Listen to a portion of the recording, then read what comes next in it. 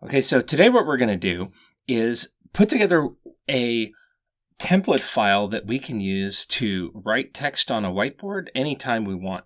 The first thing we need to do is find a whiteboard stock photo to start with. We'll get a picture of somebody holding a whiteboard. We'll switch it to Creative Commons to look for photos that are likely going to have licenses we can use that won't be complicated. Here's a decent one. We'll start with that. That's on Pexels. They have a license where you don't have to attribute to them, but I usually like to. So I'm going to save that to my computer. And the next thing I'm going to do is I'm going to look for a custom font that we can type in that looks more handwritten. And I found this website has the font. Looks just about right. We're going to save that one. And do a quick unzip, clean up, and to install these fonts, all you have to do is right-click and install, which is how I'm doing it here. Now I'm going to open up a Photoshop window, bring in the stock photo.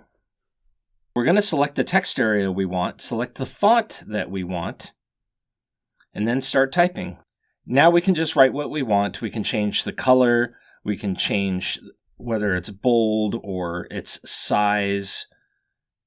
If I want to get really fancy, I could change the size of certain words and also the tilt. But right now I'm just going to change the text box, give it a bit of a wave.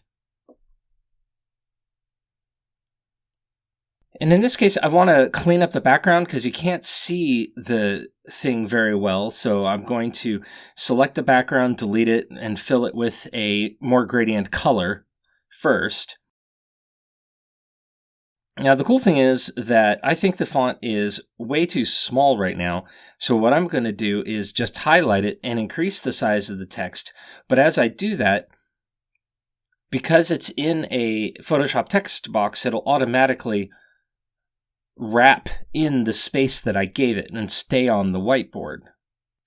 Now I can spend seconds to write something new on the whiteboard and post it every day for tons of impressions and links and likes and whatever it is that you want.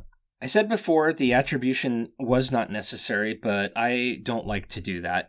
So I'm going to pick a far more standard font and put the source attribution for the photo down here on the bottom right.